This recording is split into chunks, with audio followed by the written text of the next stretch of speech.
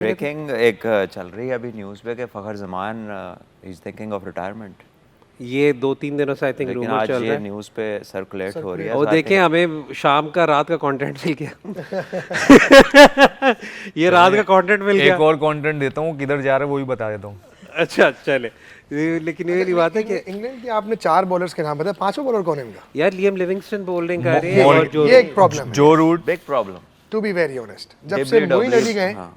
उनको वो पांचवा बॉलर उस तरह से परफॉर्म करके नहीं दे रहा जो कि एक मिडिल ओवर में बॉलिंग करता है। मोइन अली पावर प्ले में आप उनसे बॉल करा लें, उनसे आप मिडिल ओवर्स में करा लें, तो आई थिंक वो एक बहुत बड़ा फैक्टर था इंग्लैंड की बॉलिंग लाइनअप में।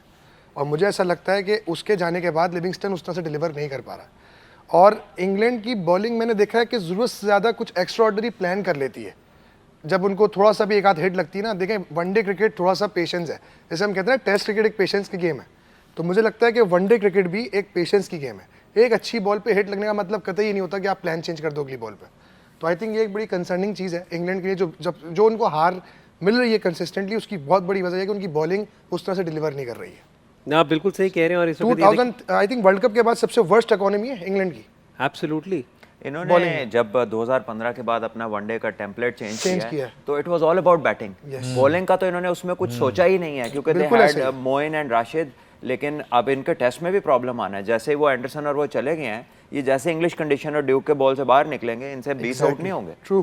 तो they haven't thought about it. Again Jofra Archer, क्योंकि जोफ्रा आर्चर वो एक केस हैं जो 2019 वर्ल्ड कप से पहले जिस तरीके से इंग्लैंड के लिए एलिजिबल हुए, फिर उसके बाद उनकी इंजरीज हुई, इंग्लैंड ने उन्हें किस तरह प्रोटेक्ट किया, लेकिन वो भी बहुत ज़्यादा इंजरीज़ का शिकार है। And I am talking to someone जो खुद बहुत ज़्यादा इंजरीज़ का शिकार है।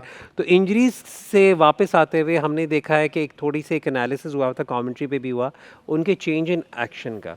तो ज़रा थोड़ा सा रुमान उस पर बात करते हैं। We will just have that angle, क्योंकि अब वो कहा जा रहा है कि वो पहले, अगर आप ये विजुअल्स देख लें, so let's just quickly have a look at this. ये देखें, ये जो चेंज है, ज़रा टॉक अस थ्रू दिस रुमान।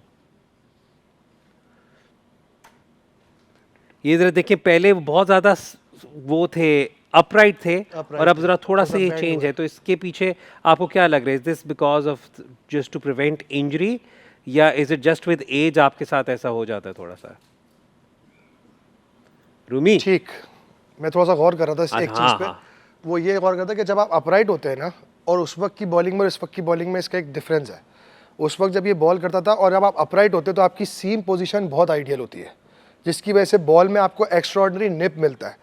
अभी जो मैं इसको देख रहा हूँ, अगर इसका बॉल निप करता तो थोड़ी लेंथ पीछे होती है, ठीक है, आगे से गुड लेंथ से उतना अच्छा इसका निप नहीं करता। उस तरह से जो इसका लग के अंदर आता था ना बॉल, वो बिकॉज ऑफ अपराइट होने की वजह से जब आपका सीम सर के ऊपर से निकलता है ना हाथ से बॉल, तो तब लग के बॉल अच्छा सीम होता है। इसकी वजह से जो अभी ये डिग्री थोड़ी सी, इसने एक एज फैक्टर भी, और दूसरा जो इंजरी की बात आपने की ना, जो उसको हमेशा बैक के अंदर प्रॉब्लम रहा है, तो हो सकता है इसकी वजह से ये चीज़ थोड़ी इसने बैंड की है, जिसकी वजह से प्रोटेक्ट कर रहा है अपनी साइड स्ट्रेन को और बैक को, जिसकी वजह से ये थोड़ा सा इसने किया। जबकि मुझे लगता है यही एक सबसे बड़ा मेजर है जिसकी वजह से इसका एंगल 152 डिग्री से 135 पे गया।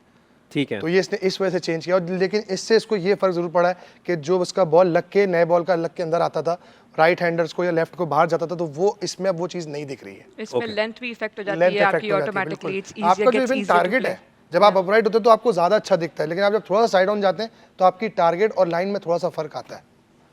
ठीक हो गया, फेयर इनफ। हमें जी, आप सब जो हमारे दोस्त हमें देख रहे हैं, आपकी मोहब्बत का कि हम बहुत मशकूर हैं। एक हमारे फ़ैन हैं, वो हमें देख रहे हैं लाइव, उनका नाम है हसन अली। अच्छा, वो कह रहे हैं कि जी प्लीज़ इन सबको बताएं कि मैं देख रहा हूँ, और मैं इन सब अब ये फ़ैन मैं हूँ और ये आपके फ़ैन है, मैं उनका फ़ैन हूँ। अच्छा, हाँ, ये तो वही हैं? ये वही है। क्या बात तो मैंने कहा वो क्या बता रहे हैं कि फरमा ji tell them I am watching and missing you all.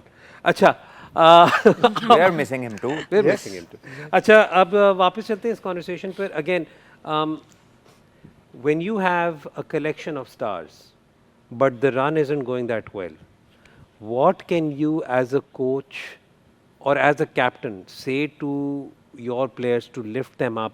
क्योंकि देखिए, पिछला जो उनकी डिफीट 351 352 ना डिफेंड करना is also going to be a massive psychological blow. So what can you say to your boys to lift them up? I think the best way is to, remember the good days ठीक है, everybody has a you know something which is the highlight of his past के जो अच्छी performances हैं उसको अगर आप अपनी विजिट करें and you have a look at the way you are performing, जैसे बॉलर्स हैं वो अपनी जब उन्होंने अच्छे स्पेल्स किए थे उसको देख सकते हैं, बैटर्स जो लंबी इनिंग्स खेली हैं उसको, मेरा ख्याल है इंग्लैंड ने पिछले मैच में हालांकि 350 किए हैं लेकिन एक पोजीशन पे लग रहा था वो 380-90 कर सकते हैं। तो वो जो लिविंगस्टन वाला पीरियड था जब वो आए 17 बॉलें खेली 14 रन किए और उसी पोजीशन पे मैक्सवेल आए थे, उसने 15 बॉलों में 33-34 रन किए थे।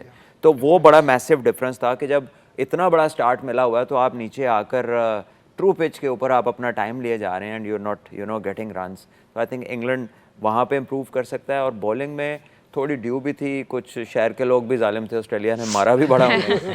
तो इंग्लैंड का ऑस्ट्रेलिया के अगेंस्ट वैसे ही लगता है कि थोड़े हवास बागता हैं वो, they don't look you know the England that they look against other teams. So this is not Australia. आज उस तरफ भी मासूम टीम है, आज ये ठीक है।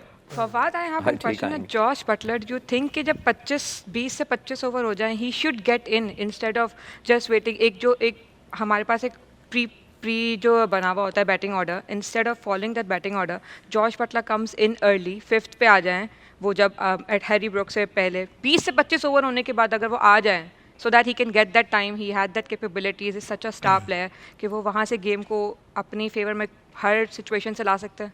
मेरे ख्याल से बटलर तो चाहते होंगे मेरी 15 ओवर पहले ही बैटिंग है क्योंकि जिस तरह की उनकी कंडीशंस चल रही है सारी।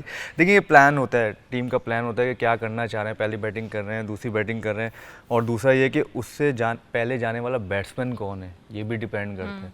तो हैरी ब्रूक्स ज़बरदस्त टैलेंट है और उसने डिलीवर भी किया है और वो भी काइंड ऑफ वैसा ही खेलता है बटलर। ठीक है, बटलर उन्होंने अपना एक नाम बनाया हुआ है इसलिए, लेकिन हैरी ब्रूक्स भी काइंड ऑफ वैसा ही बैट्समैन है।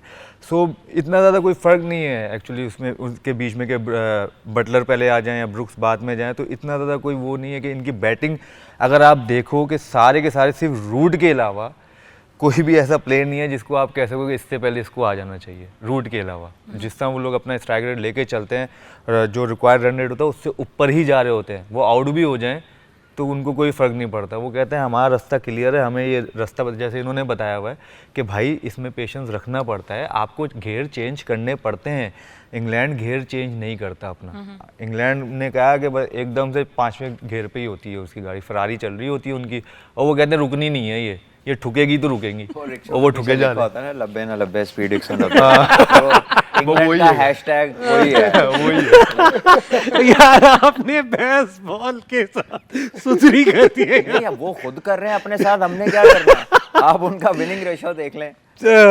बेसबॉल का आपने खुलासा दे दिया। यहाँ पर सलमान अभी थोड़ी देर में हम टॉस पे भी लेकर चलेंगे, थोड़ी देर में। Win the toss and bat first. ये दोनों का जो इसने बताया ना, इनका माइंडसेट यही होगा। Afghanistan for them it's suitable कि वो पहले खेले और England would like to bat second, क्योंकि वो चाहेंगे कि अगर जल्दी भी फिनिश करना पड़े, वैसे खेलना उन्हें एक ही तरह, उन्हें फ़र्क ही नहीं पड़ता। ठीक हो, इनिंग है दूसरी ठीक हो गया।